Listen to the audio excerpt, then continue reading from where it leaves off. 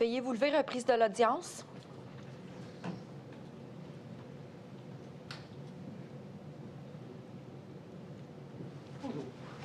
Puis vous asseoir.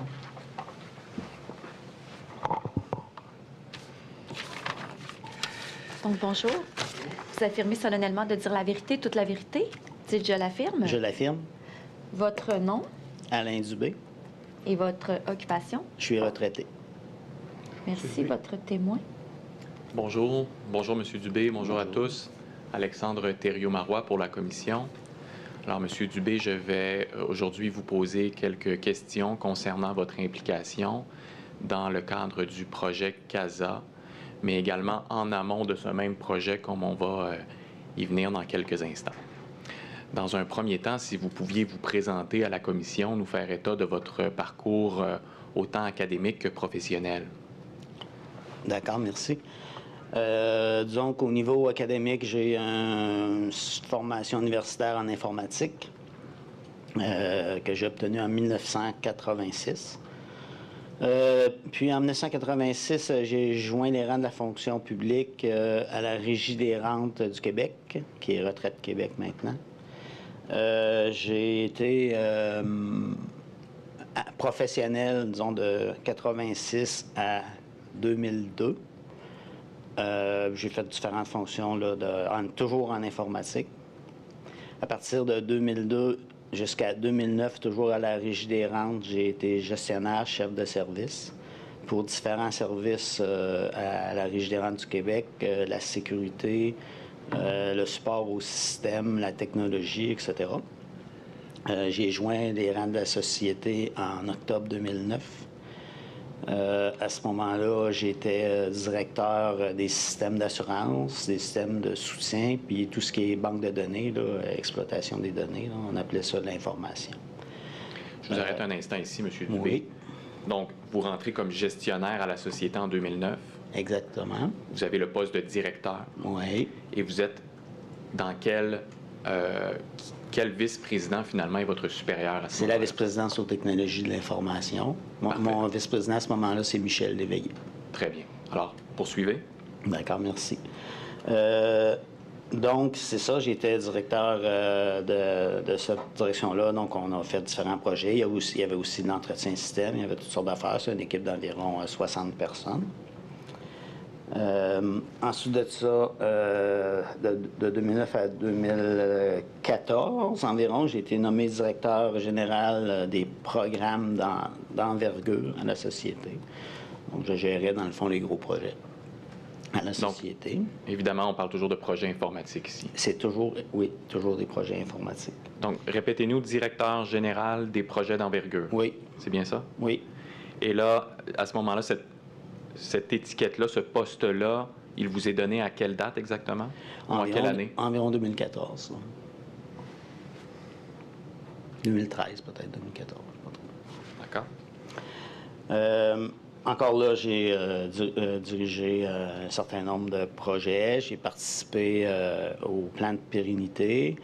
On a fait au niveau du fonds d'assurance une conversion technologique du fonds d'assurance. Parce que le fonds d'assurance, dans le fond, c'était des systèmes qui venaient quand même d'être refaits avec ce qu'on appelait ligne verte, ligne rouge, là, qui est une façon différente de gérer les indemnisations.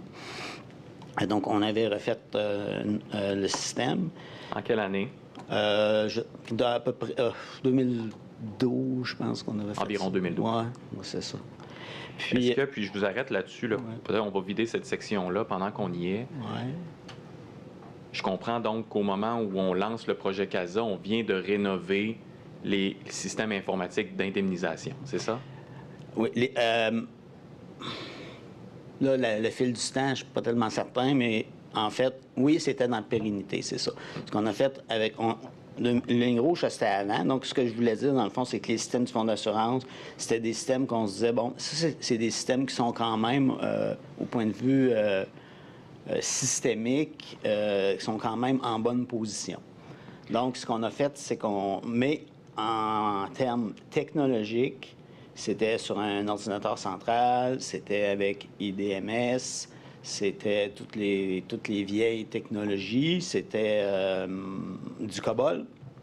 Puis, comme on sait, il devenait difficile de recruter des gens dans ces technologies-là. Donc, il y a eu un positionnement d'affaires pour convertir le fonds d'assurance, le sortir de l'ordinateur central, le sortir de IDMS, puis le sortir de COBOL, en gros. C'est ça qu'on faisait. Est-ce qu'il y a un lien à faire, M. Dubé, entre cette rénovation informatique en 2012 des systèmes d'assurance et le fait qu'on ait reporté la L3 et que la L3, dans le cadre du projet CASA, à ce jour, n'est toujours pas fait?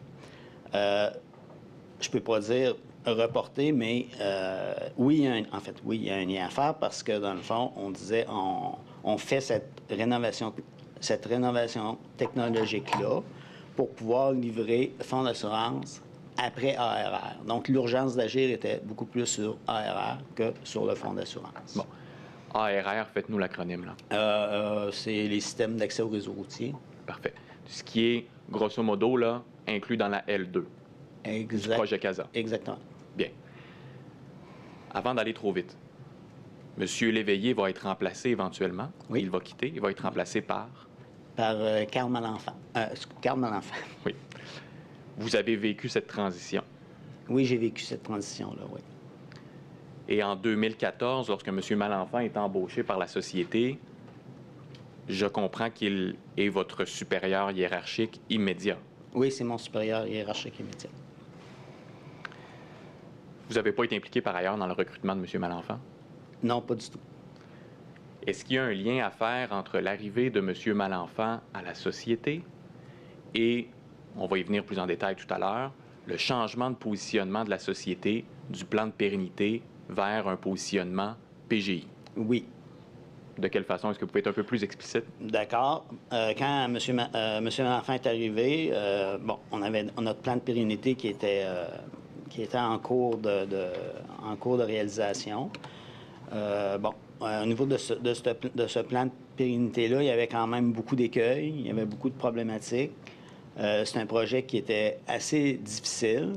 Et puis, c'était une vision de développement maison basée sur une plateforme de développement, je crois que c'était .NET, avec alentour, je pense que ça a déjà été dit, certains logiciels, donc pour le financier, puis certaines autres affaires. Mais essentiellement, c'était un développement maison. Et là, quand vous parlez de ce développement maison, inclus dans le plan de pérennité, là, on parle de l'accès au réseau routier, là, la même chose dont vous faites mention. C'est plus que ça. Il y avait H-blocs, là, je ne sais pas par cœur, là, mais il y avait plusieurs blocs. Là. Il y avait le financier dans ça. Mais le financier, ça, c'était une vision, on va acheter un logiciel, puis il y avait tous différents blocs, là, puis je m'en souviens pas par cœur de tous les blocs. Okay. On va regarder la documentation ensemble pour bien placer Parfait. Le logiciel pour le back-office, comme on a dit, puis le plan de pérennité pour l'accès au réseau routier. Ouais. Mais je veux juste bien établir quelque chose là d'entrée de jeu. Si on fait la ligne hiérarchique à la société, en partant du dessus de la pyramide, on a Mme Nathalie Tremblay. Oui. Sous elle, on a M. Carl Malenfant pour ce qui est de la vice-présidence aux technologies. Oui. Et sous lui, on a vous, qui est directeur pour les projets majeurs. Exactement. Moi et bien d'autres personnes, là, mais oui. C'est-à-dire qu'il y a d'autres directeurs dans la VPTI, mais vous portez le titre à ce moment-là de directeur général pour les projets majeurs. Oui. Et je comprends qu'il y a d'autres directeurs qui vont gérer davantage les affaires courantes en matière informatique à la société. Exactement. La sécurité, la technologie. Il faut comprendre que la société, c'est très, très... c'est quand même un des gros organismes au gouvernement du Québec. Bien. Alors, dans un premier temps, M. Dubé, on va regarder ensemble votre implication étape par étape dans le projet CASA. Oui.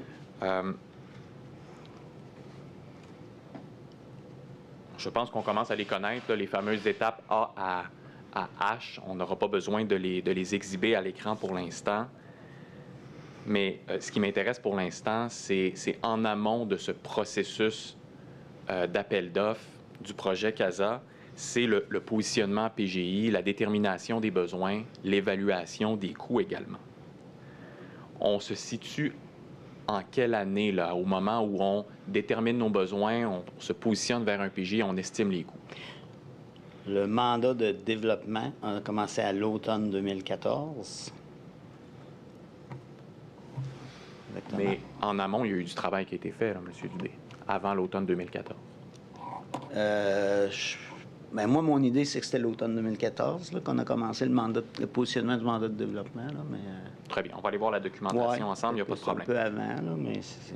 Quelle a été votre implication, M. Dubé, là, avant qu'on commence le processus d'appel d'offres en tant que tel? Moi, j'étais responsable du mandat de positionnement PGI. C'est ça. Vous êtes responsable du mandat. Oui. Puis à qui vous donnez, à qui votre édition de compte relativement à ce mandat, vous la donnez à qui? Je la donne à Carl Malenfant. On va aller voir peut-être un document là, pour imager votre implication. Donc, un comité de suivi positionnement PGI, une présentation du 14 novembre 2014. C'était sous quel code? Je ne pense pas qu'il a été coté. Puis là, je m'excuse à l'avance, Monsieur le Commissaire, si tout récemment ça a été le cas. Là. Ce serait 38 P205.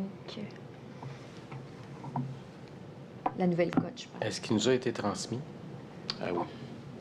Dans les documents de M. Dubé. dans l'émotion? Oui. Oui. OK.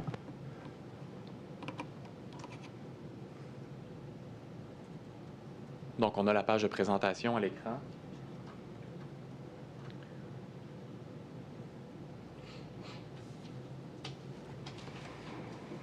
Qui est donc, comme je le disais, M. Dubé, une présentation en date du 14 novembre 2014.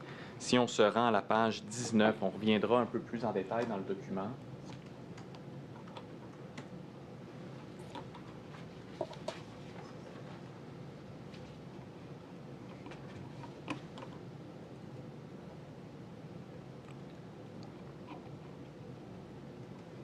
Bon, là, il est question, puis on reviendra justement là, des visites des clients SAP, mais on voit votre nom apparaître, Alain Dubé, dans la première ligne, Oui. et on indique donc direction du mandat. Oui. Peut-être là, simplement qu'on s'accorde sur le langage. Là, vous avez dit que vous étiez responsable du mandat, direction du mandat, c'est la même chose. Là. Oui. Parfait. Bon. En fait, ici, on parle...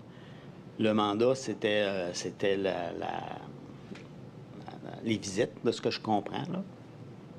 C'est moi, dans le fond, qui était en charge d'organiser les visites. OK. Mais par ailleurs, dans tout le processus, vous étiez également responsable du positionnement PG. Très bien. Excusez-moi, maître, je suis en train de vérifier. Est-ce que ça pourrait être déjà coté sous 35P 156? Comité de suivi du 14 novembre. Là. J'essaie de... Ça se peut bien, madame. J'essaie de comparer les deux, là, vite fait. Pouvez-vous faire cette vérification-là? Moi, j'ai oublié mon cahier de notes. Bon. Je prendrai un petit 2 minutes. Faites la vérification si vos collègues l'ont ou tout ça. Je reviens dans 2 minutes. Merci.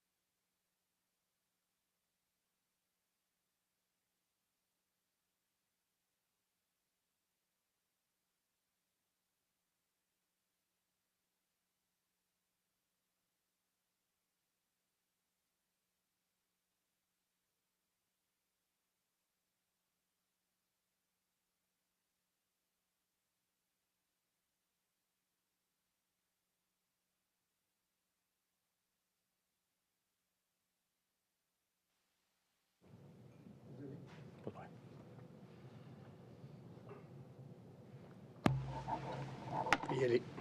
Bien, donc suite à l'étape, puis on y va de façon générale pour l'instant, M. Dubé, là, suite à l'étape de la détermination des besoins de positionnement PGI, il a été question d'un CT, donc un processus particulier d'appel d'offres qui a été approuvé par le Conseil du Trésor. Oui, oui, Avez-vous été impliqué dans la rédaction du CT? non. Ensuite, on commence le processus d'appel d'offres avec les étapes A et B, qui sont les étapes de préqualification. Donc, préqualification d'un éditeur et préqualification d'un intégrateur. Avez-vous été impliqué lors de ces étapes? Oui, Pour imager le tout, nous allons vous exhiber la validation des membres du comité de sélection pour l'étape A. Finalement, c'était quoi la pièce? Le numéro de pièce? C'était, on va enlever la cote 38P205 pour la réutiliser et c'était 35P156. Merci.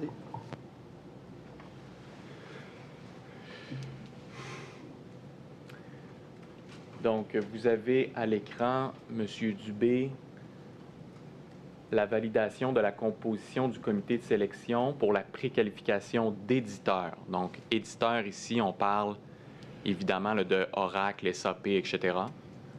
oui, Et c'est si bien on ça. descend, donc, on voit la composition du comité, M. Simard et vous, M. Dubé. Oui, Et on voit que le requérant ici est M. Malenfant, donc votre supérieur. oui, sauf que ça, c'est pas la bonne pièce parce que Martin Simard a été changé. C'est juste ça comme ça, là. M. Simard, lui, a été changé par la suite. Oui, si vous regardez en haut de la pièce, là, c'est écrit que c'est pas la bonne, là. NA changement. Mais pour vous, est-ce que ça l'a changé, monsieur? Non, ça n'a pas changé. Ça n'a pas changé. Donc, vous, c'est à cette date-là que vous avez été nommé pour le comité de sélection de l'étape A. C'est bien ça. Parfait. Qui a remplacé M. Simard, M. Dubé, à votre connaissance? C'est Alain Collerette. Le patron de M. Jean-Marc Perrotte. C'est bien ça. Si on va voir maintenant, en fait, on va coter ce document sous 38P205. Et le nom exact, c'était? Donc, la validation de la composition du comité de sélection pour les éditeurs.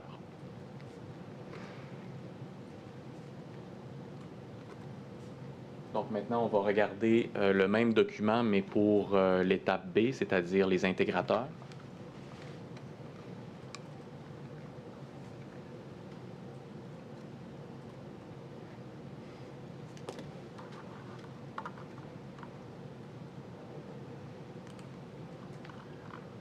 Donc, essentiellement, le même document, Monsieur Dubé, mais cette fois-ci pour les intégrateurs. Si on descend, on voit toujours votre nom aux côtés de Monsieur Collerette. Toujours le même requérant qui est Monsieur Malenfant. Oui, Est-ce que je fais erreur, Monsieur Dubé, en vous suggérant que vous êtes le seul qui a été à la fois membre des comités de sélection pour les étapes A et B, c'est-à-dire la préqualification, et membre pour le comité de sélection des étapes D, E et G, c'est-à-dire l'appel d'offres en tant que tel? oui, oui, la réponse est oui. De ce qui était prévu, c'est que, je crois, de ce qui était prévu, ça c'est mon souvenir, c'est que Alain Collerette devait également être sur toutes les étapes. Sur les comités de sélection qui Oui. D, E et Oui, il a G. pris sa retraite, il a été remplacé par Jean-Marc Perrotte. Très bien. Pour ce qui est maintenant de l'étape C ou de façon plus globale, la rédaction des documents d'appel d'offres. Oui, Avez-vous été impliqué, M. Dubé, dans la rédaction des documents d'appel d'offres? Avez-vous eu un rôle à jouer? très peu, vraiment à la marge. C'était Manon Couture qui était responsable de ce dossier-là avec une très grosse équipe, là. Manon, j'ai pas compris de nom de famille. Avec Manon Couture. Manon Couture. Ouais. Je vais vous montrer, M. Dubé, les engagements solennels pour la rédaction des besoins de l'étape C. Mhm.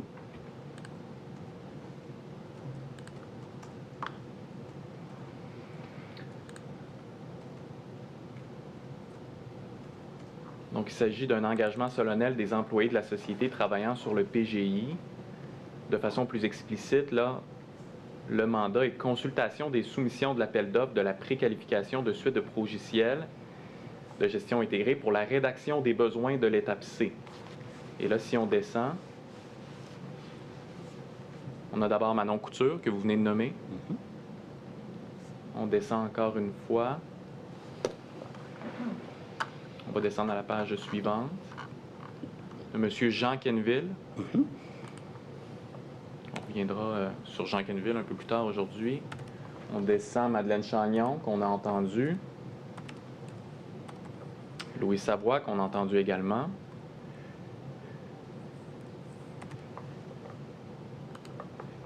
Monsieur Dubé. Et vous, M. Dubé. Oui. Je vais vous exhiber maintenant un compte-rendu d'une rencontre du 5 juin 2015.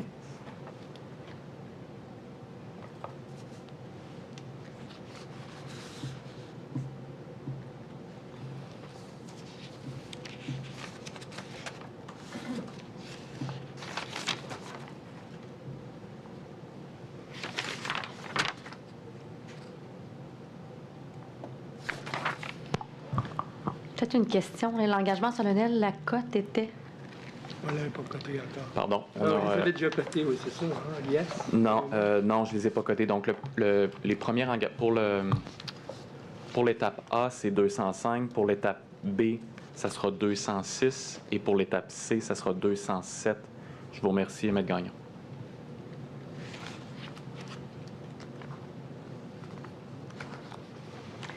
Je veux juste dire, des fois, c'est un peu difficile à... Moi, je n'ai pas les documents toujours ouverts Mes excuses. devant moi et je ne sais pas si vous changez de document ou seulement de page. Il n'y a pas de problème.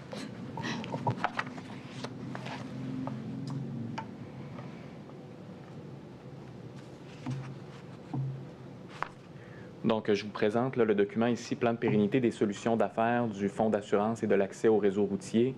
Là, le document s'intitule Plan de pérennité, mais en date du 5 juin 2015, le positionnement PGI a été pris, M. Dubé, n'est-ce Oui. pas?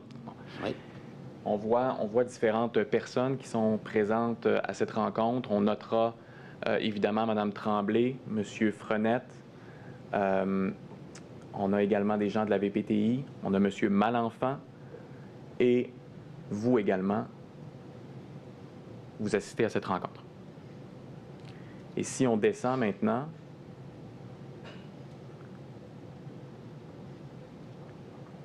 à la ligne 5.2.4, ma compréhension, M. Dubé, c'est que vous vous présentez avec M. Malenfant pour présenter l'avancement du projet. On est dans quel projet, là? Parce que cette pièce-là, moi, je Si on descend un peu,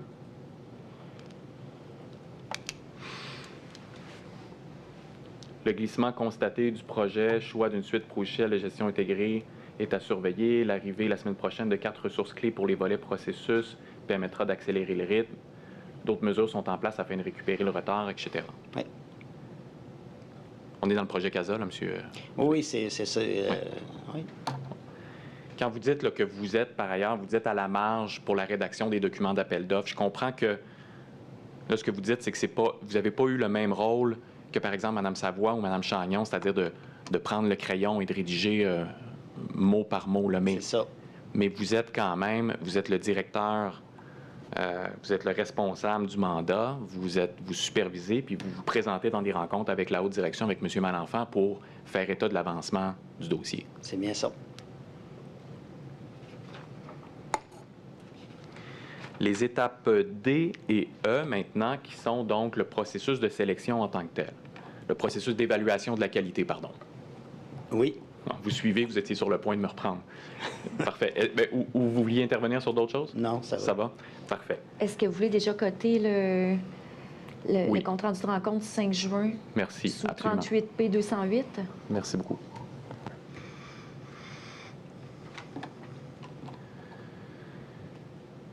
Alors, je distingue deux choses, puis on en a fait état. Je vais distinguer deux choses. Donc, d'abord, les comités aviseurs et le comité de sélection, M. Dubé. Oui, oui. Pour ce qui est des comités, bon, les comités aviseurs, évidemment, ça vous dit quelque chose, là, Oui. Bon. Vous allez être appelé à vous présenter dans des comités aviseurs, M. Dubé? Pour les comités aviseurs, j'ai juste passé les entrevues pour les coachs, qui étaient les coachs pour moi, pour mon équivalent au niveau affaires, puis pour un autre, je crois. Là. Tout ce que j'ai fait, j'ai passé des entrevues. Mais vous niez pas que vous avez signé des engagements solennels pour participer au comité aviseur? Oui, oui, oui. Votre nom apparaît dans la liste? Oui, oui, oui. OK. Puis, on a les feuilles de présence là, qui ont déjà été cotées sous 31 P119. Peut-être pas obligé d'y aller pour l'instant, là, mais si je vous dis que, bon, vous vous présentez quand même là, à près d'une dizaine de reprises là, dans les comités aviseurs. Ça, je m'en souviens pas, ça se peut, mais ce que je sais, c'est que si on regarde le document de, je sais pas si c'est SP7 ou quoi que ce soit, moi, j'étais juste au niveau des entrevues, puis je me souviens juste d'avoir passé des entrevues. Parfait. Donc, effectivement, SP7 qui étaient les services professionnels. Donc, on avait certains membres permanents, puis on avait des gens qui venaient pour les entrevues. C'est ça. Et vous en étiez de ce nombre. Exactement. Comme M. Malenfant, d'ailleurs. Est-ce que c'est à votre connaissance? Oui. Oui, tout à fait. Pour son équivalent, pour l'Alliance. Très bien. Maintenant, pour ce qui est du comité de sélection, votre implication va être autrement plus importante? Tout à fait. Vous êtes l'un des quelques membres triés sur le volet pour être sur le comité de sélection? Oui.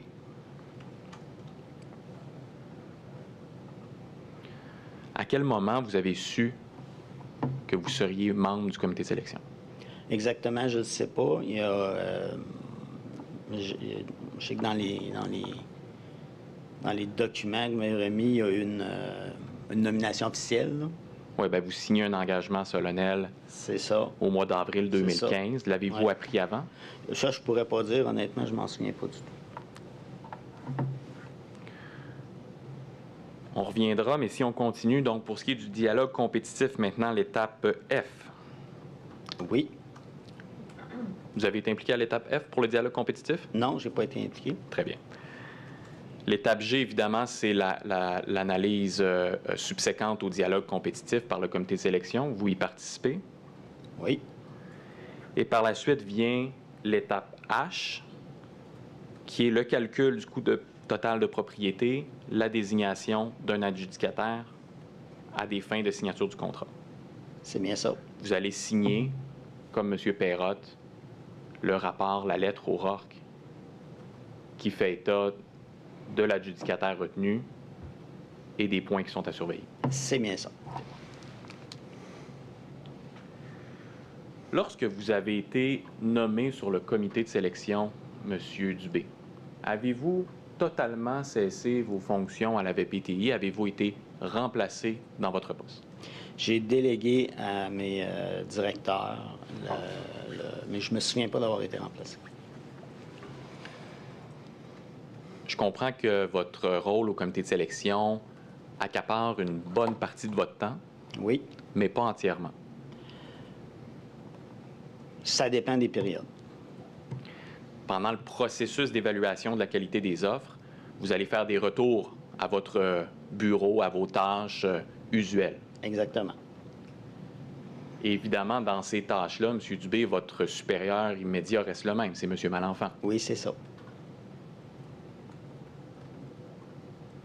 Donc, il y a une différence là, ici entre vous et M. Perrotte. M. Perrotte a quitté complètement, a été remplacé dans ses fonctions.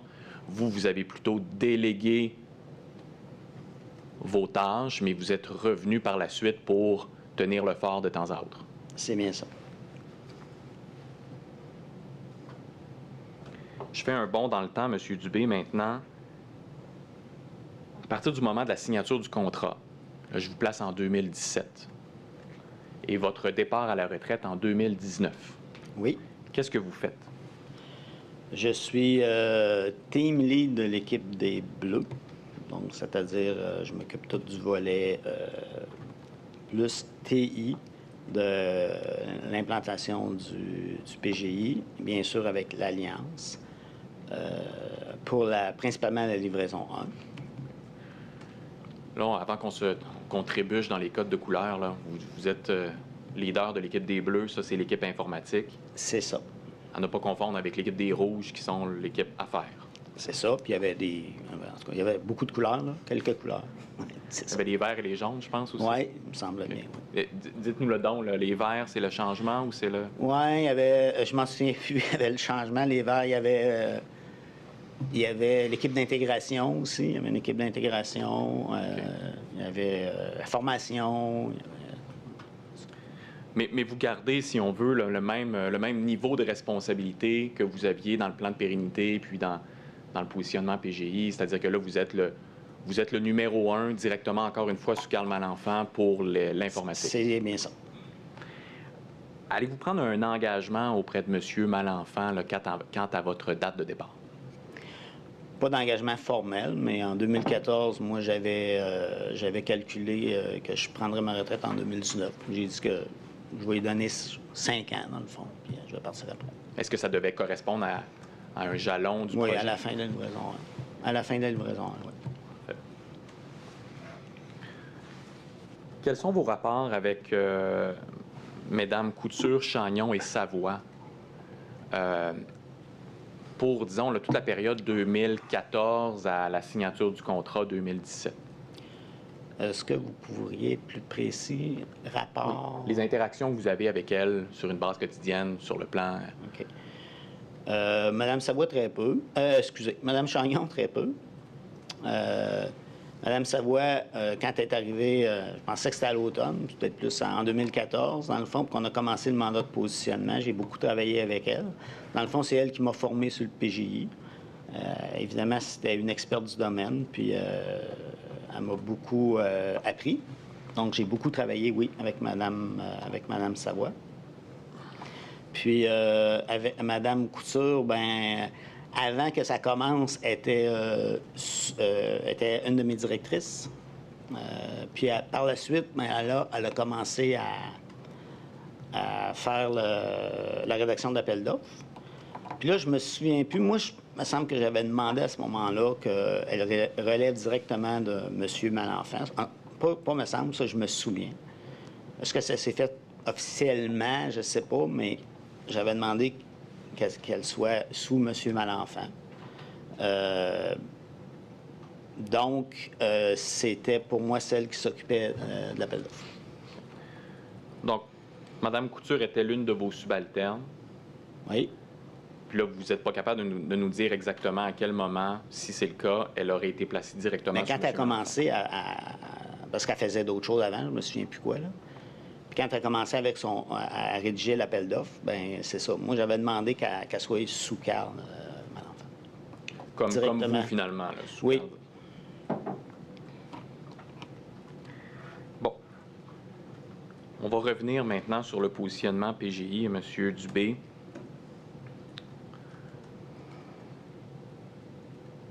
Et je vous amène initialement à l'appel d'intérêt. Oui. D'abord, en quelques mots, qu'est-ce que c'est un appel d'intérêt? Ben, c'est un appel au marché pour essayer de comprendre quels sont les fournisseurs qui pourraient nous fournir ce dont on a besoin.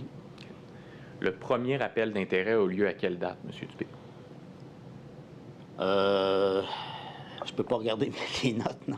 Ben, Mais je pense en février 2014, ça se peut-tu? Vous n'êtes pas loin. Bon, on va aller le voir ensemble, le document, d'accord? OK. Si ce n'est pas un document, si vous voulez obtenir de l'information à un autre endroit, vous me le direz. OK. Donc, je vais vous exhiber l'historique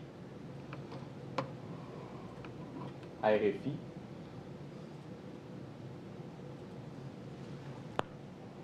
Ou en fait, historique avis d'appel d'intérêt, Madame la greffière adjointe.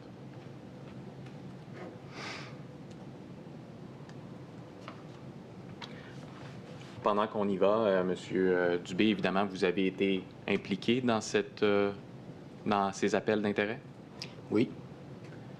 Donc, on a ici un document là, historique qui est en date du 1er mai 2025, mais qui va faire état de certaines démarches qui ont été faites en 2024. Si on descend, Madame la greffière adjointe, un peu plus bas, donc ici, phase 1, l'appel d'intérêt numéro 25 a été publié du 24 mars au 12 mai 2014 5 fournisseurs ont répondu. Et là, on voit 5 fournisseurs ici et votre nom tout en haut, le même au-dessus de celui de M. Malenfant.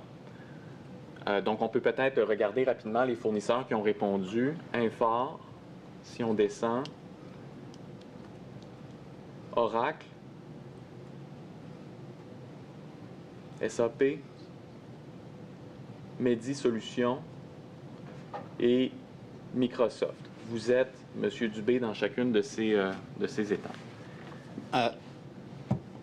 La colonne de droite, ce que ça veut dire, c'est qu'on a assisté aux présentations. Bien. À ce moment-là, M. Dubé, c'est ma compréhension, si je ne m'abuse, que l'appel d'intérêt vise le module affaires. Non, c'est le module financier, à ce moment-là. Oui, pardon. Très bien, le fameux back-office. C'est ça. Dans le premier rappel d'intérêt, il n'est pas question de ce qui va devenir la L2, c'est-à-dire permis, immatriculation, accès au réseau routier, etc. C'est ça. Si on va voir un peu plus bas maintenant la phase numéro 2. Hop, non, on va monter encore un peu. Donc là, on fait état de la phase numéro 2 et on mentionne le 3 décembre 2014, la société a transmis une lettre de demande d'information aux 5 fournisseurs énonçant un besoin pour 5 scénarios d'affaires au lieu de seulement viser un progiciel financier. Et là, on fait état justement transactions d'immatriculation, gestion de dossiers, de réclamation d'assurance, etc. Donc, on a fait un espèce de deuxième appel d'intérêt, M. Dubé, où on est venu élargir la portée de ce qu'on demandait aux éditeurs. Je ne sais pas si c'est en fait, on est venu élargir la portée, mais techniquement, c'était un deuxième appel d'intérêt ou c'était... Une relance. Ou une relance, je ne sais pas. Très bien. On va coter tout de suite avant que j'oublie, Madame la greffière. Oui, sous 38, P209, donc l'historique à vie du 2025-05-01. Là, on va revenir à l'historique dans quelques instants, mais il me semble que l'historique est incomplet puisqu'il manque ici ce qu'il s'est passé avant le 3 décembre 2014. Donc, on va aller voir, s'il vous plaît, Madame la greffière adjointe, la pièce 34P140.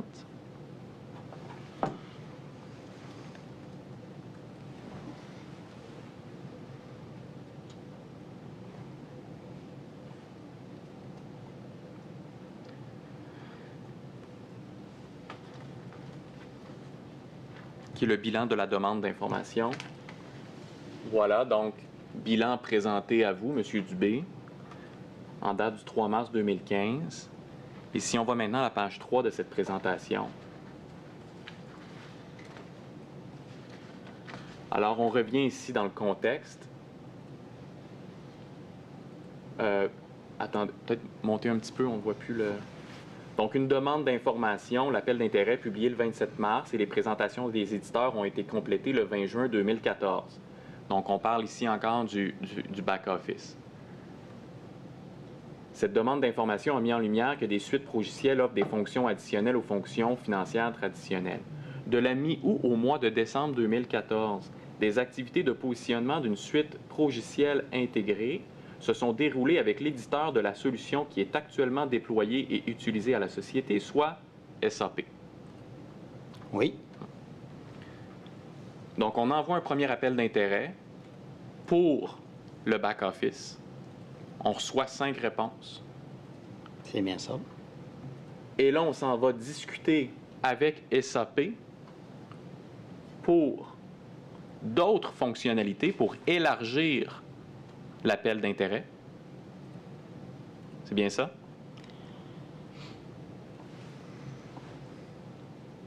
Ma question va être plus... Oui. Ma question va être plus simple, M. Dubé. Là. Oui. Une fois qu'on reçoit les 5 appels d'intérêt initiaux, Oui. les 5 réponses à l'appel d'intérêt initiaux, Oui. est-ce qu'il n'est pas exact qu'on va aller discuter avec SAP et SAP seulement avant de lancer le deuxième, la relance à l'appel d'intérêt? Oui, c'est exact. Maintenant, ça avait été discuté et accepté par la haute gestion de travailler comme ça. La raison étant, Je sais exactement où vous allez, puis on va aller voir la pièce en question, C'est M. beau, Dubé, si parfait. ça vous convient. On va juste revenir, là, on va terminer la boucle. On va coter ce... Non, ce document était déjà coté, merci. Donc, on va revenir à l'historique.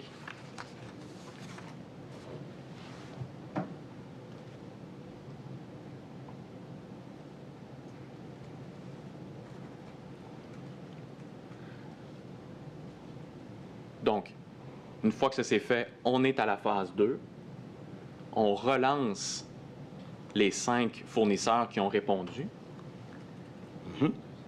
Et là, si on va à la page 7 du document, on a un courriel ici, échangé entre M. Guy Cossette et M. Pierre Saint-Pierre. Je vous suggère qu'il est à la DGCC, à la Direction de la gestion contractuelle. Oui. Et M. Guy Cossette de SAP dit « Salut Pierre, simplement pour confirmer, et là on est en date, là on est le 19 décembre 2014, là, après la relance. Oui. D'accord? Simplement pour confirmer que tu as bien eu le message, Alain Dubé m'a confirmé via téléphone qu'étant donné les ateliers qui ont eu lieu entre les intervenants de la SAC et SAP durant l'automne, donc automne 2014, nous n'avions pas à resoumettre ces documents ni à effectuer une présentation en janvier 2015. La SAC considère le travail, il manque un mot là, la SAC considère le travail est déjà fait avec SAP. Merci de me confirmer que c'est bien ta compréhension. Au plaisir et joyeuses fêtes. Oui. Donc, il n'y a pas eu de travail avec SAP suite à la relance, contrairement avec les autres éditeurs, parce que finalement, vous aviez justement exploré au préalable avec eux ce qui pouvait être fait pour la livraison 2. En fait, on a exploré les 5 scénarios d'affaires qu'on a par la suite mis dans notre RFI pour élargir notre RFI. C'est les mêmes 5 scénarios d'affaires. Vous les avez d'abord explorés avec SAP pour ensuite les explorer avec les autres. Exactement. Puis on les a explorés, puis on a eu les réponses là, de certains fournisseurs, 3 fournisseurs. Puis il y a un fournisseur qui s'est désisté. Je pense que c'était Microsoft. Bien, on a justement le courriel ici, Oui. là, on peut le regarder. Là. Lui, dans le fond, ce qui arrive, c'est que Microsoft, c'est lui-même qui le dit, là, c'est vraiment une immense plateforme blocs légaux. Donc, dans le fond, c'est pas vraiment un PGI. Donc, lui, en ajoutant ces fonctionnalités-là, ce qui va de soi, puisque le mandat de positionnement PGI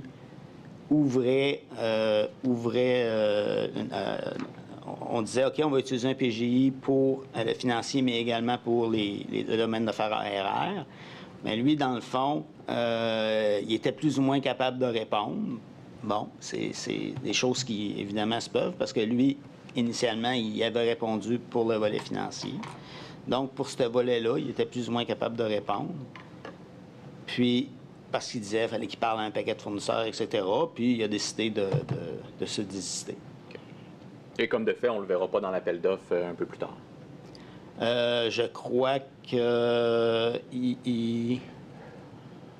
je crois qu'il a tout de même soumissionné au niveau de l'éditeur dans A. C'est l'éditeur A? Mais je ne suis pas sûr.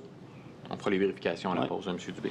Puis par la suite, on a eu une présentation de Infor, Médisolutions et Oracle. Ça, honnêtement, je vous le dis parce que je l'ai lu, parce que mon souvenir est quand même assez vague. Là. Ça fait 6 ans que j'ai pris ma retraite. Là. Mais là, évidemment, on est après, on est rendu en 2015, là. Oui, c'est ça. D'accord. C'est ça, on est important, rendu- là. On est plus tard, on est après la relance. Oui, bien, on a Oui. demandé une relance, puis ils nous ont relancé. C'est ça. Bien. Je vais vous exhiber maintenant un document qui s'intitule « Comité de suivi positionnement PGI » en date du 14 novembre 2014.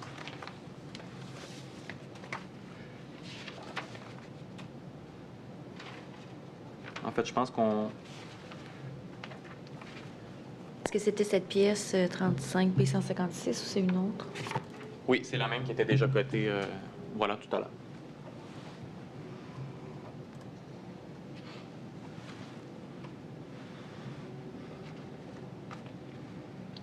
Donc, c'est la pièce que je vous ai exhibée tout à l'heure, M. Dubé. Oui. Et là, on est donc à l'automne 2014, avant la relance des autres éditeurs. Oui. On va à la page à la page 4.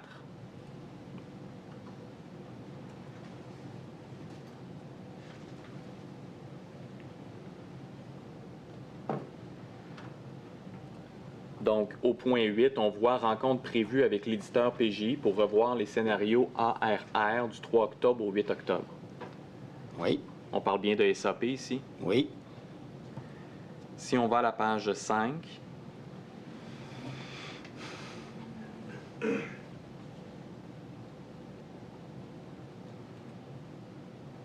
on voit ici, sous jalon 2, une bulle qui s'intitule « Tenue d'atelier avec l'éditeur PGI ».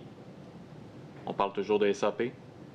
oui, Si on va à la page suivante, page 6, on voit toute une série d'actions là, qui doivent être complétées avec celui qu'on intitule l'éditeur PGI. oui, Donc, présentation de l'éditeur PGI, transmission à l'éditeur PGI de grilles d'appariement, validation des grilles par l'éditeur PGI, visite d'entreprise pour le PGI. oui, On parle toujours de SAP ici. oui. Si on va voir la page 19 maintenant,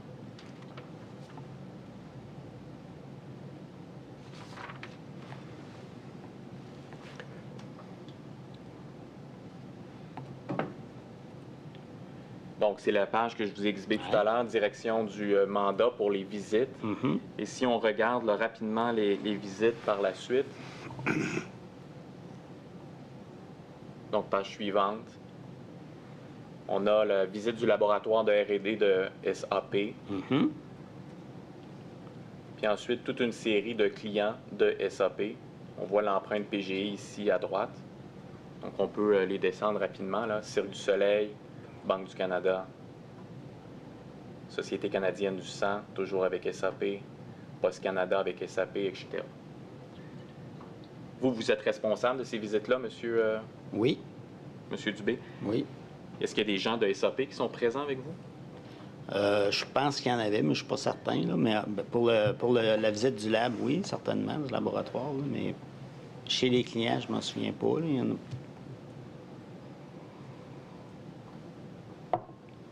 Vous n'avez pas de souvenir? Non. On va aller voir le document maintenant auquel vous avez fait référence tout à l'heure, qui est une rencontre du comité directeur du 21 octobre 2014.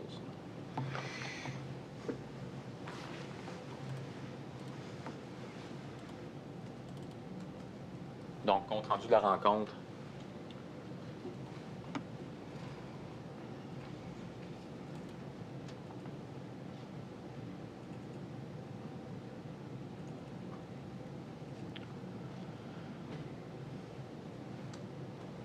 Donc ici, c'est le même type de rencontre qu'on a vu tout à l'heure, mais on se situe en amont, le 21 octobre 2014. Encore une fois, Mme Tremblay, M. Frenette, la DVIEP, vous êtes présent, M. Malenfant également. Et là, on va aller voir, là, je pense que vous vouliez attirer notre attention, en fait, d'abord sur ce document où la haute direction est présente, mais si on descend un peu, bien ici, Oui, 1.3, positionnement du PGI. oui, Alain Dubé fait l'état de l'avancement des travaux. Des discussions ont lieu concernant la réalisation de l'analyse avec les outils SAP. Il est souligné que la SAC est propriétaire de licences SAP et que ces licences ont été obtenues par un processus d'appel d'offres public en 2008. De plus, la SAC paie chaque année des redevances d'utilisation à ce fournisseur. La SAC a donc les droits commerciaux lui permettant de discuter avec SAP afin de mieux comprendre ses produits. oui. Qu'est-ce que ça veut dire? La SAC a donc les droits commerciaux lui permettant de discuter avec SAP. Ça, c'est quelque chose... Bon, c'est moi qui rapporte les propos, bien entendu, mais c'est quelque chose qui avait été discuté en amont avec, au niveau vice-présidence. Au niveau vice-président, ça veut dire quoi? M. Frenette, M. Malenfant. D'accord. Puis, ils avaient décidé d'agir comme ça pour une question d'efficacité. Puis c'est pour ça que c'est comme ça que ça s'est passé. Puis la raison, c'était qu'on était déjà propriétaire d'outils SAP. Mais si vous voulez savoir plus en détail ou plus finement le comment du pourquoi, il faudrait demander à la gestion contractuelle. Parce que dans le fond, c'est eux autres qui nous ont permis d'utiliser SAP pour faire avancer notre mandat de positionnement. Puis ça a fait beaucoup avancer notre mandat de positionnement. Puis nous, évidemment, c'était pas donner un avantage à SAP qu'on voulait faire. Puis je pense pas qu'on en ait donné un gros de toute manière. Ce qu'on voulait faire, c'est de comprendre comment ça marchait un PGI, c'était quoi les valeurs apprises des gens qui travaillaient avec un PGI. Puis ça a été très enrichissant pour la suite du dossier. Est-ce que c'est vous qui avez décidé de visiter les clients SAP et uniquement les clients SAP, Non. M. Dubé? Non, c'est pas moi, c'est encore ce nouveau vice-président. C'est M. Malenfant? Oui. Étiez-vous à l'aise, vous, avec le fait de travailler en duo avec SAP et seulement avec SAP? Moi, j'étais plus ou moins à l'aise, mais je trouvais pas vraiment que ça leur donnait un gros avantage concurrentiel parce que, comme il a déjà été dit ici, on a juste à regarder vraiment un très, très, très petit morceau de l'ensemble de tout ce qui existe dans l'horaire, qui est énormément dans l'horaire, puis à la société en général, qui est énormément vaste. Donc, pour moi, c'était vraiment juste un petit morceau, puis ça leur donnait pas vraiment un très gros avantage. Là où j'étais le plus mal à l'aise, c'est au niveau de l'image. Avez-vous communiqué votre malaise à M. Malenfant? Oui. Qu'est-ce qu'il vous a répondu? Bien, il m'a rassuré qu'au niveau de l'image, bien, c'était accepté par la haute direction, que c'était accepté par... Mais il ne reste plus beaucoup de paliers là, après lui. La haute direction, il est pas mal là. Tremblay, là. Mme Tremblay. Parce que dans la réunion du 21 octobre, là, c'est une réunion avec Mme Tremblay. On va revenir, si vous voulez bien, Mme la greffière, à la présentation du 14 novembre 2014.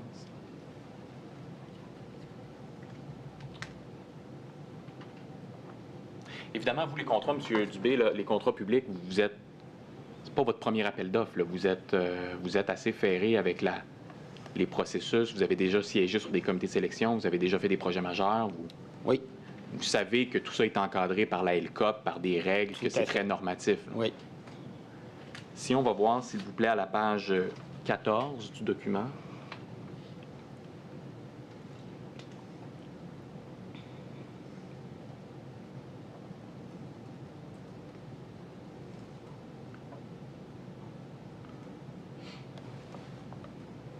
On a ici une liste de tâches avec des responsables qui sont attitrés. Oui.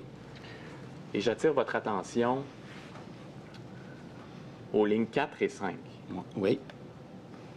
La description de la tâche, donc on est au mois de octobre 2014 et on mentionne pour s'assurer d'être prêt, si des sorties dans les journaux le justifient, préparer une ligne de presse pour expliquer la nature de la relation entre la SAC et SAP dans le dossier du positionnement. Vous êtes le demandeur, ou je ne sais pas si vous êtes attitré à la tâche, c'est vous qui le demandez. Ensuite, un peu dans la même lignée, préparer une communication interne pour expliquer le processus de positionnement et bien exposer le cadre de l'implication de SAP dans le dossier. Vous savez là, qu'on ne prépare pas des lignes de presse parce qu'on n'y voit aucun enjeu. Tout à fait. Dans le fond, c'était moi le demandeur, mais je ne sais pas si vraiment c'est moi qui avais demandé explicitement ça. Je ne crois pas. Je crois que c'était plutôt la haute direction.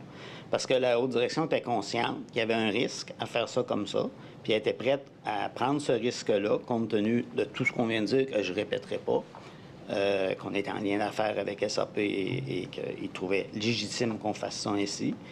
Et c'est exactement comme je l'ai dit tout à l'heure. Pour moi, c'est beaucoup plus une question d'image, puis c'est pour ça que dans ce temps-là, il est important de préparer des lignes de presse. On est en mode gestion de risque, là, finalement. Exactement. Je vais vous exhiber maintenant, M. Juste pour finir, vous voyez, il y a un commentaire, un questionnaire. Bon, en tout cas, des coms est à compléter. C'est-à-dire que ce genre d'affaires-là, c'est pas la première fois qu'on faisait ça. On en fait de temps en temps. Des lignes, on se prépare pour si quelque chose. C'est ça. Quand je dis on, c'est la société, je m'excuse. Je vais vous exhiber maintenant un tableau d'estimation des coûts en date de décembre 2014. Donc, encore là, puis c'est important qu'on se situe. Vous êtes peut-être plus à l'aise, M. Dubé, là, mais décembre 2014, on est en train de faire une relance auprès des autres éditeurs. On a eu nos ateliers, nos discussions avec SAP. On est sur le point de se positionner pour un PGI puis d'aller au conseil d'administration. Oui. Et là, on a un tableau ici qui s'intitule Version préliminaire, sujet à changement, TCO. On voit dans le coin supérieur gauche, coût total de propriété. Coin supérieur droit, positionnement PGI. Oui. Ma compréhension ici, M. Dubé, c'est qu'on a donc, on veut comparer le coût du plan de pérennité. D'accord? Puis là, si je simplifie à l'extrême, là, le plan de pérennité de M. Léveillé versus les coûts d'un PGI dont la paternité reviendra à M. Malenfant. C'est un tableau que vous avez déjà vu, M. Dubé? Oui, c'est un tableau que j'ai déjà vu.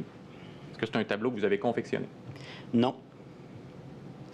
Est-ce que vous savez qui l'a confectionné? Non, je ne le sais pas. Et vous, comme responsable du mandat, M. Dubé, là, il est fort à parier qu'il vous est passé entre les mains Oui. de façon contemporaine à sa confection. Oui.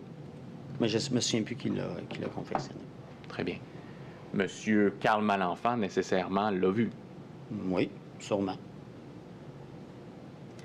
Si on regarde maintenant dans la colonne commentaires et hypothèses, Oui. on a plusieurs coûts, plusieurs lignes. Et la dernière colonne, commentaires et hypothèses, plusieurs des commentaires et hypothèses sont à l'effet suivant. Hypothèse obtenue par la VPTI d'un éditeur PGI. Oui, bien, il y en a 4. Dans le fond, il y a les licences, le matériel, les services d'intégration. Fait que ça, dans le fond, c'est... Puis là... Attendez, je vais vous poser la Ouais, question là, d'abord. ouais. On va bien identifier par la VPTI, on parle ici de qui? Pardon. Bien, c'est la vice-présidence aux technologies de l'information. C'est M. Malenfant. Oui. D'un éditeur PGI, on parle de SAP. SAP. Ça veut dire quoi? Ça veut dire que M. Malenfant a pris le téléphone pour parler avec SAP puis obtenir un prix? Je peux pas vous le dire. Mais vous savez que c'est SAP, là. Oui, ça, je peux vous le dire. C'est toujours dans la même histoire qu'on parle depuis une quinzaine de minutes, basée sur les mêmes prémices. Bientôt. C'est ça. Très bien. Est-ce que vous voulez déposer la pièce sous 38 P210? Merci. Et là, peut-être qu'on va terminer avec ce document, monsieur. À droite, là, je vois des augmentations, puis je vois 2 fois plus 50 là. Effectivement, est-ce que ça devrait pas être... ouais. C'est un peu ça. On n'a pas entendu votre question, M. Oui, vous Coulson. Moi, je regarde, là, je vois 2 fois plus 50 mais ça ne balance pas, là. Alors, ça serait plus un 75 peut-être? Ou... Êtes-vous capable de l'expliquer? Là, vous voyez la PGI marge d'erreur, on a 2 colonnes qui portent le même titre, mais qui n'ont Oui. pas les mêmes chiffres. D'après moi, c'est plus 75, mais il faudrait le calculer. Il faudrait sortir notre On calculateur. modifiera pas un document, C'est là, ça. mais Mais- je cherchais à comprendre parce que ça n'arrivait pas, là. Puis en fait, ce que je voudrais rajouter, c'est que dans le fond, tu sais, quand on dit moins 25 plus 50 plus 75, là, on s'entend que c'est vraiment, on va dire 20 000 pieds dans les airs, cette affaire-là. là, tu sais. Puis là, effectivement, c'est une version préliminaire. C'est écrit assez gros. C'est une version préliminaire sujet à changement. Mais le montant auquel on arrive pour un positionnement PGI, ici, sans les marges d'erreur, là, on fait le total investissement, on arrive à quelques 278 millions. Ça dépend qu'est-ce qu'on inclut dans notre dans votre total. là. Ben là, je prends la ligne totale. Ah, c'est parce que je l'ai pas. Vous ne voyez pas à l'écran? Non, OK, là, je l'ai. Bon, on a sous total investissement à 278 millions. Vous voyez ça comme moi?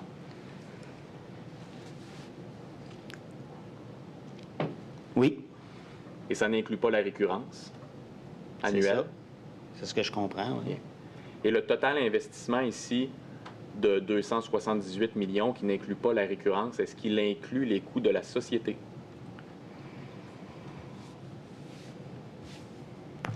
Faut-il rappeler que le témoin n'est pas l'auteur du document? C'est Tout à ça, fait, ben, tout à fait à votre connaissance. Non, je ne le sais pas. Il faudrait tout, honnêtement, regarder toutes les hypothèses là, qu'il y a là. Très bien. Si la réponse est vous le savez pas, vous le savez pas. Oui, ça, je sais. Ou si vous avez besoin de plus de temps pour regarder un document qu'on vous exhibe, ça, je vais toujours le permettre. Ça. OK. Surtout quand vous n'êtes pas l'auteur du document. Oui. Ça va? Mais je ne voudrais pas jouer au gérant d'estrade et essayer de trouver. Fait que non, OK. je ne sais pas. Exercice obligé, M. Dubé, je vais vous présenter le CT de 2015 qui a précédemment été coté sous 14 P13.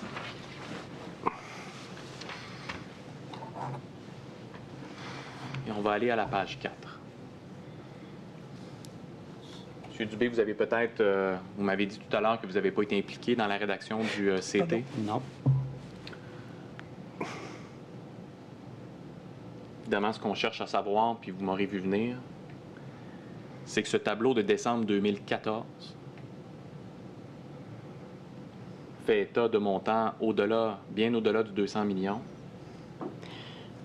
Et là, on voit ici à la partie 4, contrat et prix payés, la société signera un seul contrat de 10 ans avec l'Alliance pour la totalité du projet.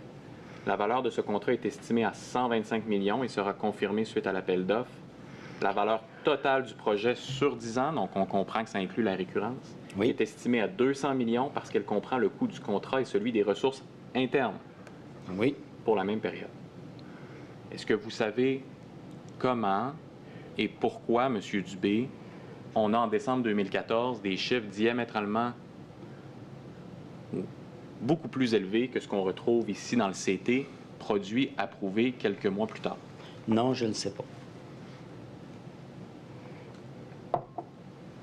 Vous êtes numéro 2, M. Dubé.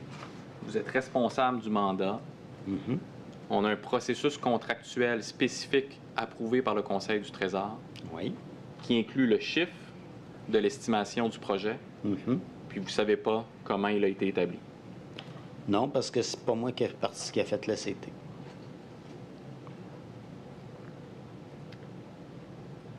Est-ce que M. Malenfant, ça lui est passé entre les mains, ce CT? Est-ce que vous le savez? Assurément. Et vous m'avez dit tout à l'heure que M. Malenfant avait nécessairement obtenu copie de l'estimation qui avait été produite par votre équipe. Ben, c'est ma compréhension, oui.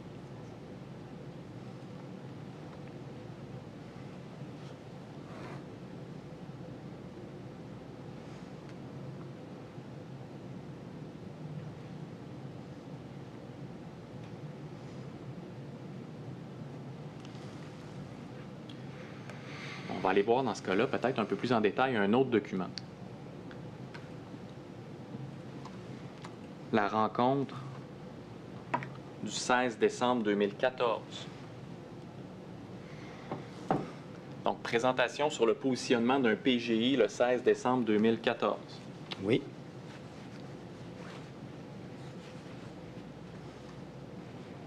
On est quelques semaines avant la rencontre du conseil d'administration où on va adopter une résolution pour un positionnement PGI. Oui.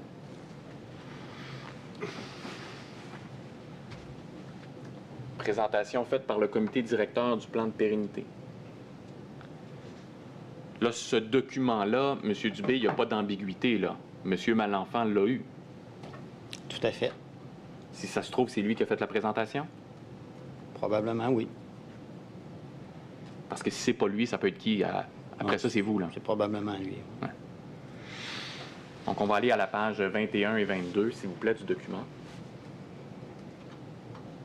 Qui était le document 35P146.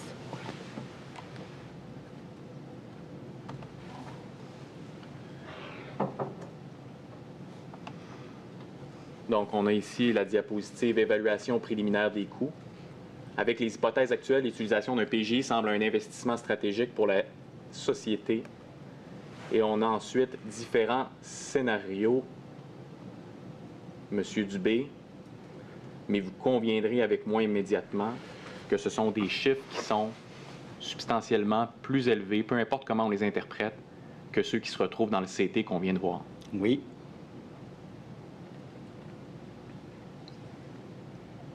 Si on suit la trame factuelle là, en toute logique, là, ce sont des chiffres qui sont en réalité beaucoup plus proche du tableau Excel qui a été produit encore là, lui, en décembre 2014. C'est ce que je comprends, oui.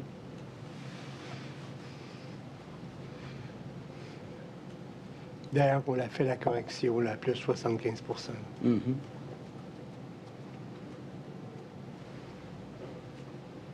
Donc, vous m'avez dit, assurément, M. Malenfant, il a eu le CT entre les mains. Et Oui. fort probablement, c'est lui qui a fait cette présentation, Mhm. quelques semaines avant le CT. C'est bien ça? Oui.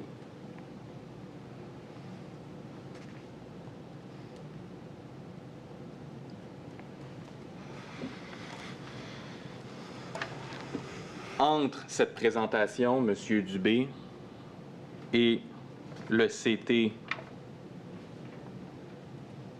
d'avril 2015, est-ce que c'est à votre connaissance qu'on est allé au conseil d'administration de la société pour entériner le positionnement PGI Oui. et d'obtenir un processus dérogatoire pour l'appel d'offres qui va mener au CT? Oui. Étiez-vous présent, vous? Je ne crois pas. Donc, le 26 février 2015, le procès-verbal, Monsieur le commissaire, a déjà été coté sous 17P31. En fait, je m'en souviens pas, là, si j'étais là, mais... C'est possible, ça serait pas... Ben, je dirais plus non que oui, là.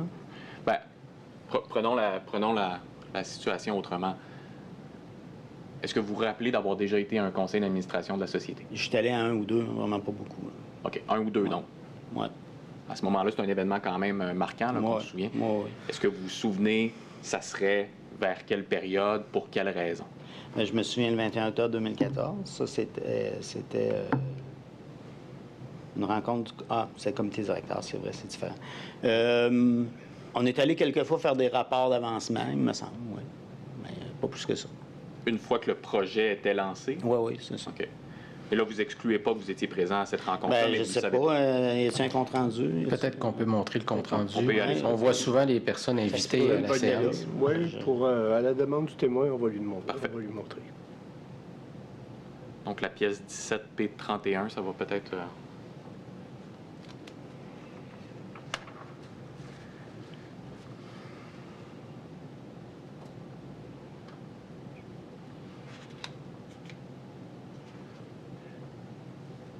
M. Dubé, ne vous gênez jamais quand vous voulez voir un document de me le demander, je vais le faire. Vous comprenez? Merci Là? beaucoup. Je suis le gardien de l'équité procédurale ici. Là. Ça va? Merci beaucoup.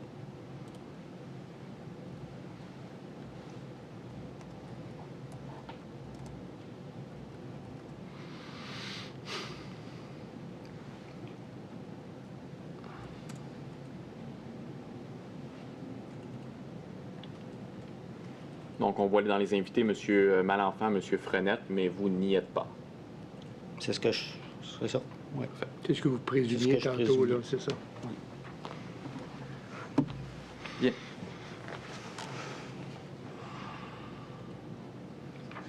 Je veux revenir, M. Dubé, sur votre nomination au comité de sélection. Oui.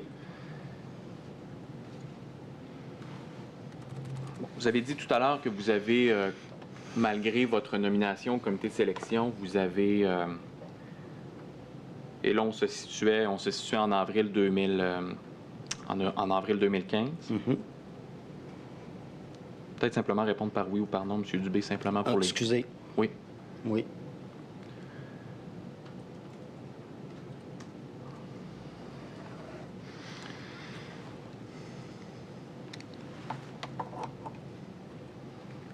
Bien.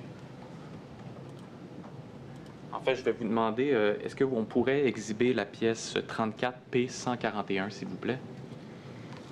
C'est une présentation de mai 2016.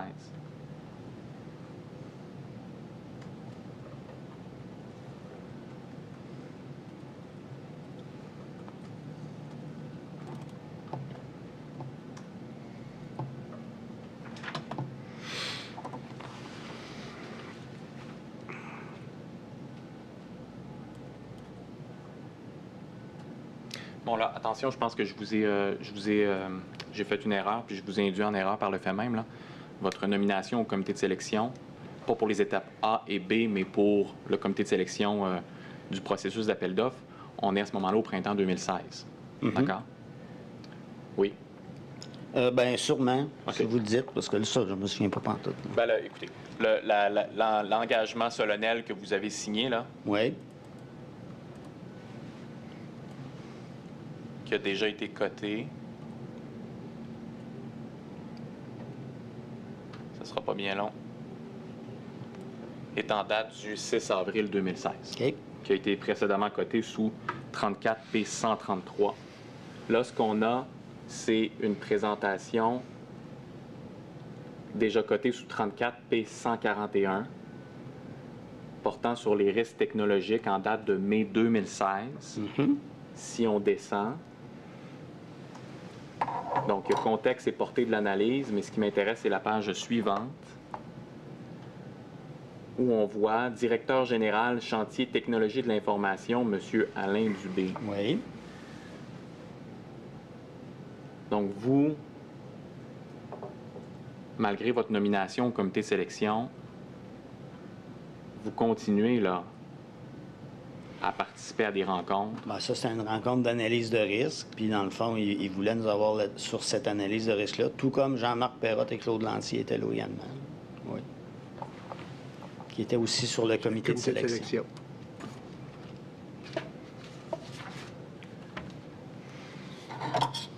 Je vais vous amener maintenant, M. Dubé. On a, Mme la greffière, adjointe des documents en liasse du plan de pérennité.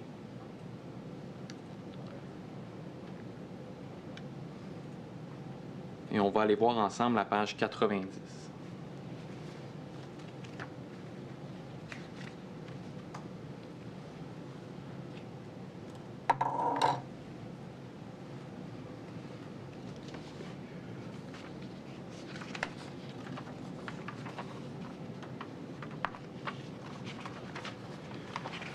Avez-vous la cote, Maître Thériault? Ce sera un nouveau d'une nouvelle pièce. Nouvelle On pièce. les coterait sous 38 P 211.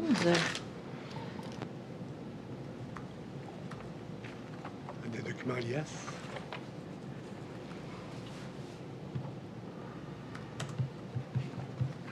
Donc, la désignation de la pièce, s'il vous plaît.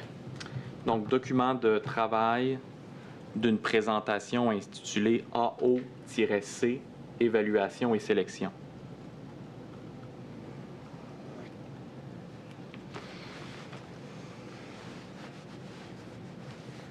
Alors, il s'agit, M. Dubé, d'une présentation auquel on a déjà fait référence ici lors de l'interrogatoire de M. Perrotte, mais cette fois-ci, c'est un document de travail. Lorsqu'on a élaboré la présentation en question, et on va se rendre à la diapositive 8 de ce même document, qu'on serait techniquement à la page 98. Voilà. Et là, on va sortir, on va s'approcher de l'écran, on va descendre un petit peu. Et comme ça, vous allez devoir Mettre les lunettes. sortir vos meilleurs yeux parce qu'on va descendre encore un peu la page. D'accord. Et je ne sais pas si vous pouvez grossir, en fait.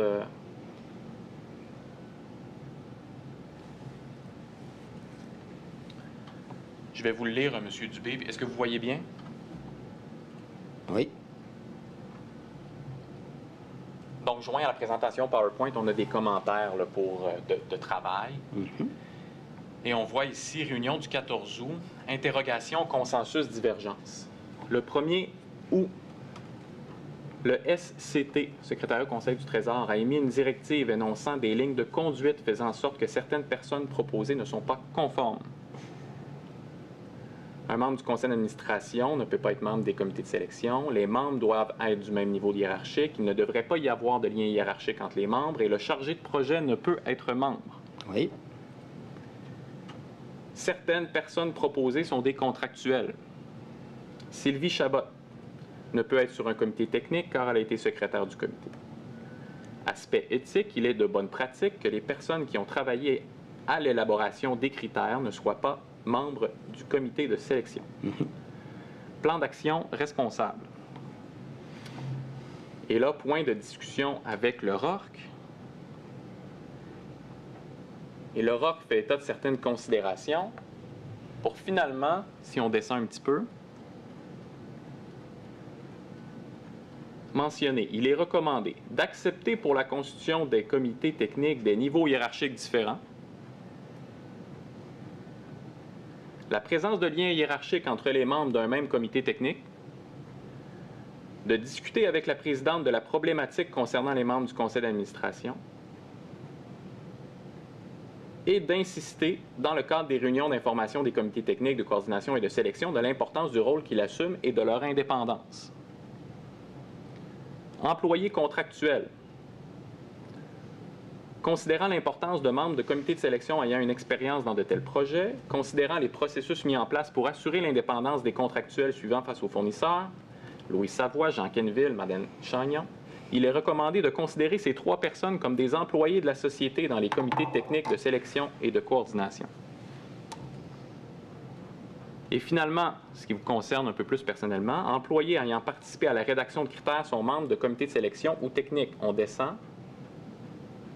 Il est recommandé d'informer le ROC que les membres des comités de sélection ont participé directement ou indirectement à la rédaction de critères. Recommandation. Il demande de plus que le ROC demande que tous ces éléments de décision fassent l'objet de reddition de compte du SCT. On est conscient, M. Dubé, qu'il y a des lignes directrices pour la composition des comités de sélection, qu'il y a des aspects éthiques concernant les liens hiérarchiques, les consultants externes, les gens qui ont participé à l'appel d'offres. Mais là, ma compréhension, c'est qu'on va aller de l'avant quand même. C'est-à-dire que les contractuels vont être membres des comités aviseurs. Vous qui avez eu une implication substantielle dans le processus jusqu'à présent, vous allez être membre du comité de sélection. Oui. Il va y avoir également des liens hiérarchiques sur les comités aviseurs.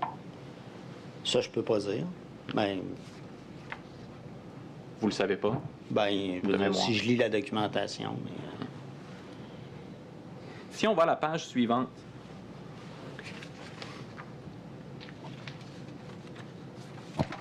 mais est-ce que je peux à ce moment-ci intervenir? Bien sûr. Absolument. OK. Concernant mon implication, moi j'étais le directeur sous M. Malenfant, qui était responsable du mandat de positionnement. J'ai été formé au PGI, etc., etc. J'avais une vaste expérience en comité de sélection. J'en ai fait plus d'une quinzaine. Je savais comment ça fonctionnait. Et puis, j'avais l'expertise technologique. Ces 3 affaires-là ne se retrouvaient que dans une seule personne, c'était chez moi. Il a donc été décidé que je ferais partie du comité de sélection parce qu'il existe une espèce de dérogation à signer officielle que M. Malenfant a signé pour que je participe au comité de sélection. on va, en toute justice pour le témoin, c'était mon document suivant, on va le regarder ensemble. Est-ce que vous me permettez, avant de terminer avec ce document, une question précise sur ce document, M. Dubé, puis on va venir à la dérogation, justement. Oui. Pour ce qui est de la composition du comité de sélection, ici, on se comprend, là, c'est un projet.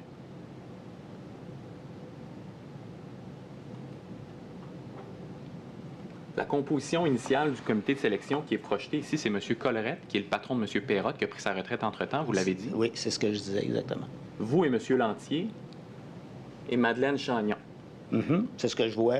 C'était pas à votre connaissance que Mme Non, Chagnon... je me souviens pas d'avoir vu ça.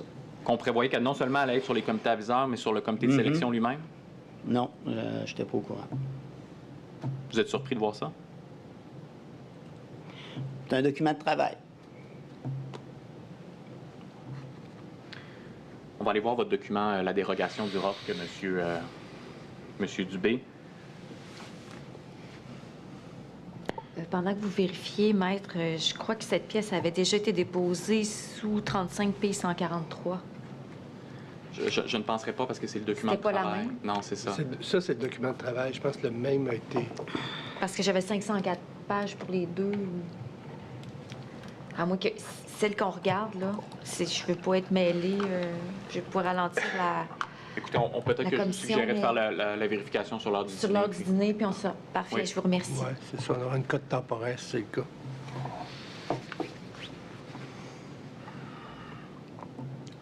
Donc, le document, Madame la greffière adjointe, recommandation du VP relativement à la composition du comité de sélection. Puis je comprends vos points, M. Dubé, là, puis c'est pas du tout... soyons bien clairs, je n'attaque pas votre compétence à siéger au sein du comité de sélection. L'enjeu ici est votre implication personnelle comme directeur, j'y reviens constamment, là, mais comme responsable du mandat, comme directeur des projets majeurs et membre du comité de sélection. Je comprends, c'est pour ça qu'on a signé cette recommandation, que Carl a signé cette recommandation. Donc, recommandation du vice-président du demandeur relativement à la composition du comité de sélection. Et si on descend,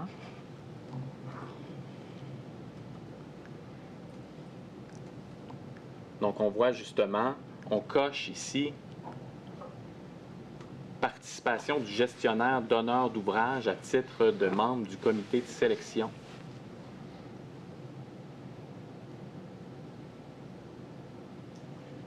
On parle bien de vous ici, M. Alain Dubé, Oui. pour la dérogation en question, et on descend.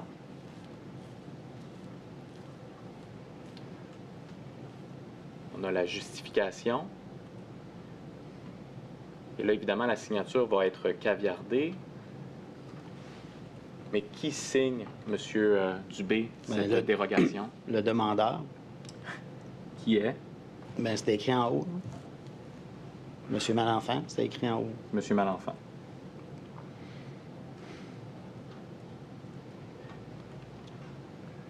Mais là, je comprends, M. Dubé. Vous me dites qu'il y a des règles, il y a des directives du Conseil du Trésor. Si vous devez signer une dérogation, c'est qu'à la base, je suggère que c'est une admission en soi, que c'est pas habituel que le donneur d'ouvrage siège sur le comité de sélection. Tout à fait, c'est pas habituel, mais... C'est pour ça qu'on signe une dérogation. Oui, puis je vous ferai remarquer que dans ce processus d'appel d'offres-là, il y avait beaucoup de choses qui n'étaient pas habituelles. Ouais, mais là, deux moins font pas un plus, là. Je veux dire, ce que je veux dire, c'est qu'il faut comprendre que c'était quelque chose qui sortait de l'ordinaire. Est-ce que c'est un peu comme SAP, c'est-à-dire que c'est quelque chose avec lequel vous n'étiez pas confortable, mais à quelque part, c'est une gestion de risque, puis la fin justifie les moyens, puis on va de l'avant avec une dérogation? Moi, j'étais très confortable parce que... Monsieur le commissaire, je pense qu'on va retrouver la question dans les journaux, là. Mais ça, vous savez, moi, les journaux, là. Je sais. Alors, je veux entendre le témoin. La question, elle est permise. Moi, je trouvais que c'était très pertinent parce que j'étais la seule personne à la société qui connaissait les TI, qui connaissait le PGI, qui avait beaucoup d'expérience dans les comités de sélection. Puis c'est pour ça que M. Malenfant m'a désigné. Moi, j'ai une question. Là, je me pose la question. Là, j'ai des experts ici en droit des contrats publics. Alors, quand ces demandes de dérogation-là qui sont faites au ROC, est-ce qu'il y a une reddition de compte de ces demandes-là au SCT? Le savez-vous? Je vais répondre factuellement, M. le commissaire, mais c'est un peu ce qu'on voyait dans la présentation tout à l'heure quand le ROC disait d'accord avec les recommandations, il demande de plus que tous ces éléments de décision fassent l'objet de la reddition de compte au SCT. C'est marqué dans la présentation. Donc, on pourrait présumer que oui. Toutes les autorisations du ROC font Bien, l'objet de... je le pensais, là, mais je voulais pas dire n'importe quoi. Ça faisait un petit bout de temps que j'étais parti des contrats Il n'y a pas de publics. souci. Mais monsieur Dubé, je pose une dernière question à cet effet-là. Là, encore là, je ne remets pas en question vos compétences. Je ne remets pas en question le fait qu'il y avait un manque d'expertise interne à la société. Ceci étant, ça ne l'a pas empêché, pour compléter le comité de sélection, d'aller chercher des gens à l'extérieur de la société pour y siéger. Ça a été le cas. Tout à fait. Ceci étant... Excusez-moi, M. le commissaire, le témoin, ça n'apparaît pas des documents que vous lui avez exhibés, là, qu'un membre externe a siégé sur le comité. Est-ce qu'on peut lui poser la question? Ben, simple. Poser la question. C'est parce qu'il y a une mésentente membre externe. Je pense pas que vous parlez du même externe que ma question. Oui, c'est ça. Il faut juste être nuancé, puisque le comité aviseur aussi pouvait comporter des membres externes. OK, c'est bon. Pourtant, M. Dubé, on est allé chercher des gens de la fonction publique qui ne travaillaient pas pour la société, mais pour d'autres ministères et organismes, pour pallier justement, pour venir bonifier le le comité de sélection? Oui, C'est là que vous êtes retrouvé 3, 4, Exactement. 7, mais 3 et 4. exactement. Ça me prenait un expert financier, un expert du domaine, un gestionnaire financier, un gestionnaire du domaine d'affaires, puis un gestionnaire TI. Justement, parlons du gestionnaire du domaine financier. C'est qui? C'était Claude Lancier. On va retourner dans le document alias, Madame la greffière adjointe.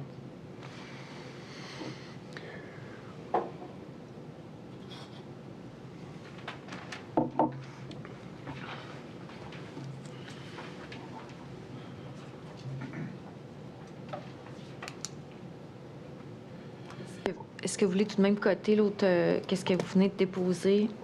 Pardon, oui. 38 P212 pour les recommandations.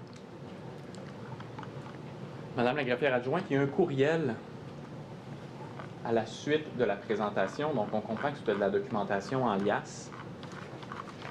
Et je vais terminer sur ce courriel, Monsieur le commissaire adjoint, avant la pause que je vais vous demander pour le dîner. Parfait. Donc, ça devrait être à la page 103 ou 104 là, du document, Madame la greffière.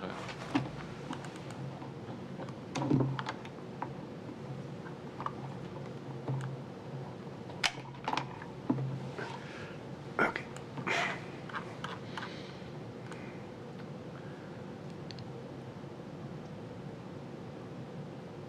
Donc, c'est peut-être un courriel que vous avez jamais vu, Monsieur Dubé. Attendez ma question. On va le regarder ensemble. Attendez ma question.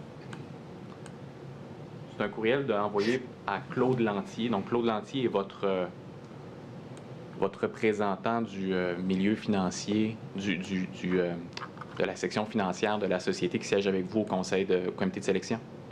Oui, Il envoie un courriel le 14 août 2015 à M. Frenette, où il joint une proposition pour le RORC service professionnel. On pourra regarder le document, il suit par la suite. Le courriel mentionne ce qui suit. « J'ai besoin de ton éclairage avant d'envoyer ce document à la gestion contractuelle, car je sais qu'ils ne seront pas à l'aise. C'est novateur, permet d'atteindre nos objectifs, mais c'est sur la ligne. Oda aussi est préoccupée par ce sujet. Oda, ici, vous savez, c'est de qui on parle? oui, La directrice alors de la vérification interne, oui. Elle m'en a parlé plusieurs fois et je crois que les gens des contrats l'attisent. Avant d'essayer de les convaincre, j'aimerais protéger mes arrières. Carl sera bien content car ça correspond à ses attentes. Je crois foncièrement que c'est l'approche que nous devons aborder. Un jour, nous serons un modèle. À trop vouloir encadrer ou influencer nos enfants, ils deviennent comme nous pour faire plaisir ou quittent en claquant la porte et ne reviennent plus. Surveille les dernières lignes où j'aborde le trésor. Et là, Monsieur Dubé, on voit tout un document, là, acquisition d'un PGI, appel d'offre C, critères de sélection en service professionnel. On peut peut-être aller à la page suivante, Madame la greffière adjointe.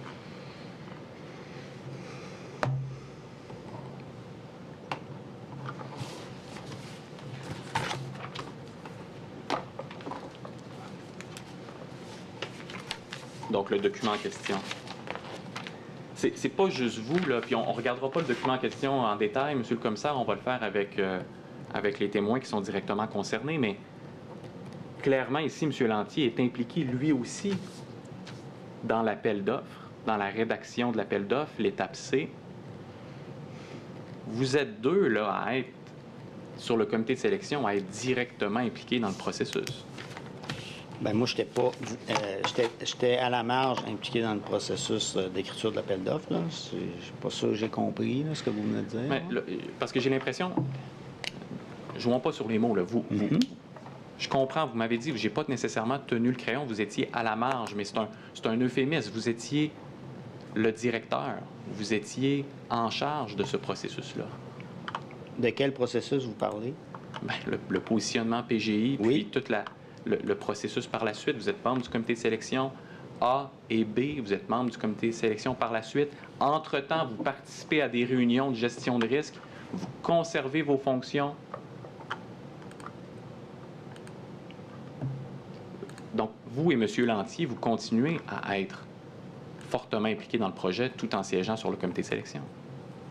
Je ne sais pas pour M. Lancier, je vais le laisser répondre.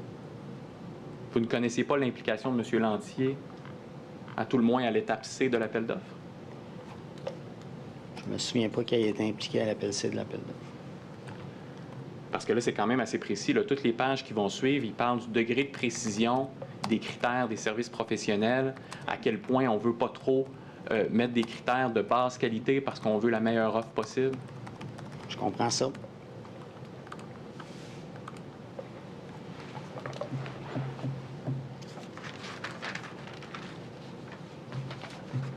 Qui vous a dit que vous alliez être membre du comité de sélection? C'est probablement M. Malenfant. Et à ce moment-là, est-ce que vous lui avez dit, écoute, je pense pas que c'est une bonne idée? Ou vous lui avez plutôt dit, comme tout à l'heure, ben, j'ai pas le choix que ça soit moi parce que je suis le seul à avoir une connaissance pointue des critères? Exactement. J'ai dit que ça n'avait pas vraiment le choix que ça soit moi. OK.